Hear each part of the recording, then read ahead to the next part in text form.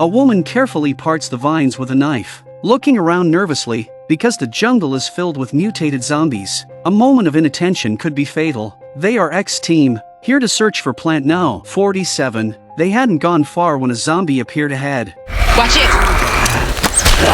216. 10K proudly counts his zombie kills, but unexpectedly, a shot to the head doesn't kill a zombie. Murphy tells him the zombies and vines here have mutated and are interconnected. Without destroying this place completely, their efforts are futile. After saying this, Murphy steps forward, using his mind to force the zombies back. With Murphy there, zombies hardly pose a threat anymore. 5 minutes later, they reach the deepest part, where Plant No. 47 is. The sleeping giant zombie exudes an intimidating presence. Roberta feels suffocated, suggesting they should complete the task quickly and leave before things get worse. She instructs Doc and 10K to pick the flowers. Heeding Murphy's warning, they are extremely cautious, trying not to disturb the plants. Despite their care, an accident still happens. Easy now. You're gonna wake him. The surrounding plants stir, seemingly responding to the Zombie King's call, ready to devour the intruders. Realizing the danger, Murphy rushes to confront the Zombie King, trying to suppress it with his mind. But Murphy miscalculates, and his actions only enrage the Zombie King.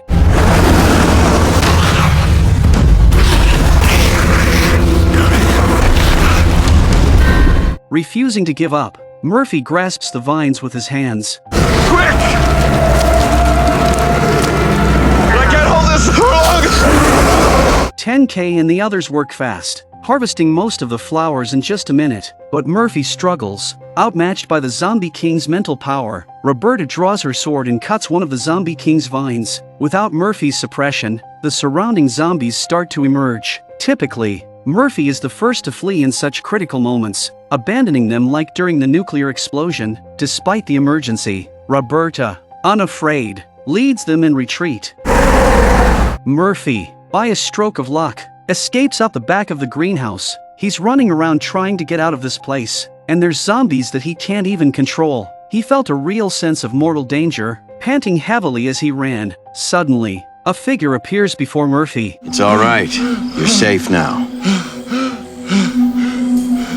This person was Dr. Kuran, who had survived. This guy was the one who set them all up in the first place. Seeing him, Murphy, enraged, grabs Kuran by the collar and demands, "Give me one reason not to kill you." Kuran calmly replies that the Plant No. 47 they're looking for is useless, a dead end. Secondly, with zombies increasingly outnumbering humans, survival is becoming impossible. But Murphy is different. He and his kind can outlive everyone else, humans and zombies alike. Kuran offers to help Murphy establish his own kingdom, even control the earth. Hearing this, Murphy falls silent. Kuran's proposal seems rational. Better to be a ruler in this apocalypse than a guinea pig for experiments. Kuran then details the plan to Murphy. Although the audience can't hear, Murphy's expression suggests it's utterly insane. At that moment, gunshots ring out in the distance, and 2 cars approach the farm. Kuran's face turns pale. He pulls Murphy down, explaining that the approaching group is 0 Point, the largest drug cartel in the post-apocalyptic world, and his financial backers for research. It was through them Kuran had first schemed against Murphy, and they are the real owners behind this farm. Odegaard is just a dealer. They need to be cautious. The cars arrive at the farm gate without slowing down. The guards,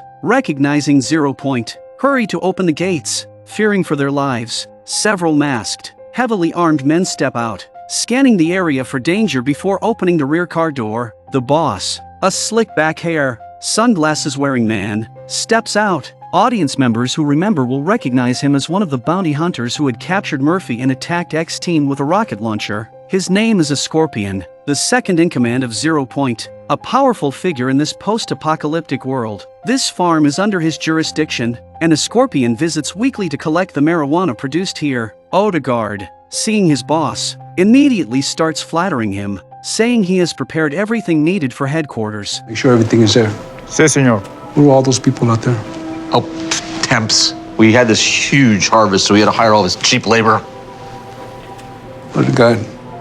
How am I supposed to be an effective manager if you insult my intelligence by lying to me? You've been searching for that local Best 47 again, haven't you? A Scorpion knows very well that Odegaard has been secretly experimenting with Plant No. 47 and luring survivors to their deaths. This goes against 0 Point's principles. It's not about the cartel's benevolence but the simple fact that they can't sell drugs if humans go extinct. Instead of admitting his mistake, Odegaard excitedly explains his findings, claiming zombies spoke human language after consuming Plant No. 47. A Scorpion, unimpressed by this explanation, orders his men to capture Odegaard and take him outside. He plans to expose the lie publicly. Meanwhile, Roberta and her team finally emerge from the greenhouse, only to face a large crowd. They recognize a Scorpion, who had ambushed them before, but are confused about his presence here. Who are you? My name is Hector Alvarez. My friends call me Escorpion. I'm the vice president in charge of sales for the Cerro Cartel. How can I help you today? A Scorpion, maintaining a gentlemanly facade, doesn't intend to trouble X-Team, but insists they hand over Plant No. 47. Roberta, realizing resistance is futile, nods at Doc. Doc places the bag on the ground, but no one notices him secretly slipping a small flower into his pocket. Murphy and Kuran sneak up behind the group. Kuran instantly recognized a Scorpion, who would surely die if his project failed and he was found out. Come on, I know where we'll be safe.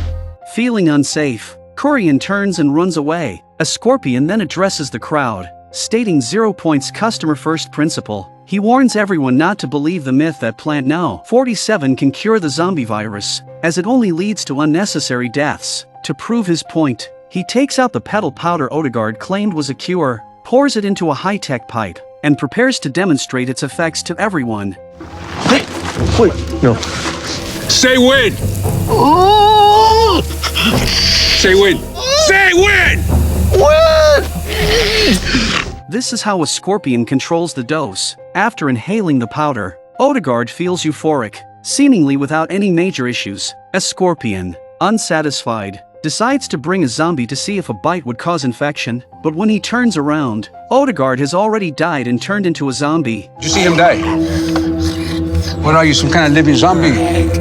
A Scorpion draws his pistol and puts them down. He shows everyone that Plant No. 47 is just a joke, then prepares to leave with the marijuana. However, at that moment, his men push through the crowd, bringing Dr. Kuran forward. What happened to your face?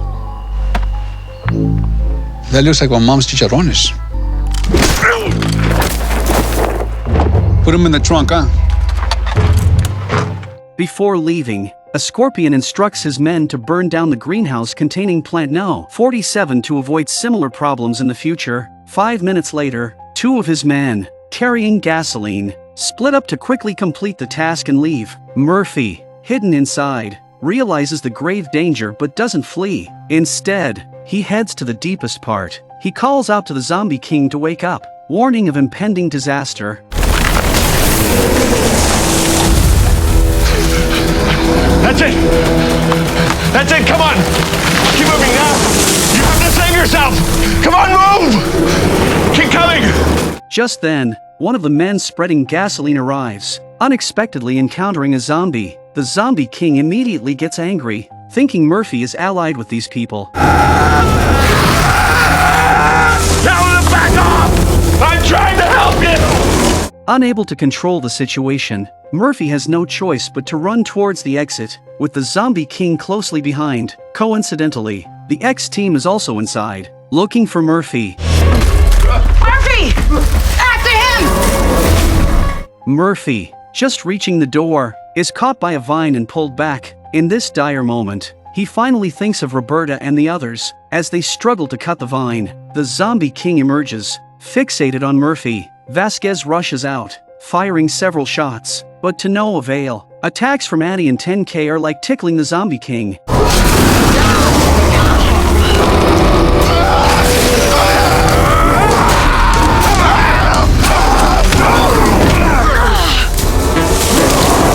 Cassandra, baring her teeth, rushes forward and is instantly knocked away. The Zombie King is too strong. Addie, glancing at a fan, gets an idea. Their plan is to stuff the vines behind the Zombie King into the fan. Hands up, Doc! Hands up!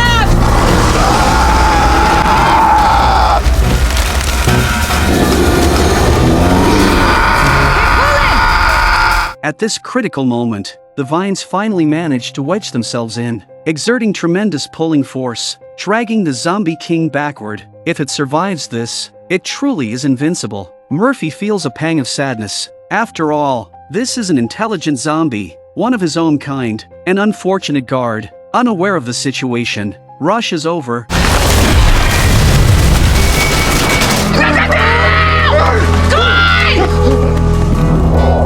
Splattered with blood, the guard falls, convulsing, and turns into a zombie within minutes. All right, I'll meet you.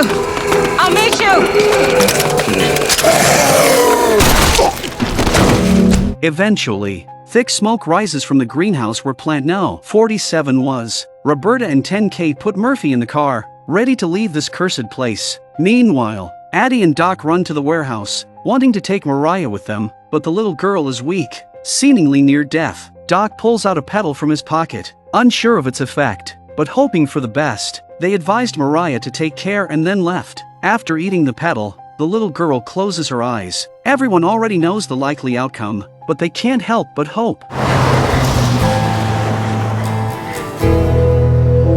It's clear now to everyone that Murphy is a coward, unreliable in critical situations. They were close to California but had to detour west due to radiation. After driving 50 kilometers, they encounter a woman on the road. They immediately recognize her as a member of the Sisters of Mercy, and the woman Murphy had relations with. Serena is pregnant, raising questions about what's happening. No, you're not stopping for her, are you? Yeah. No, drive. Hey, Addie! After some conversation, Serena explains she's looking for her child's father. Daddy? Is that you? Is that really you? Hey. He's here, Baba. Everyone's gaze fell on Serena's belly.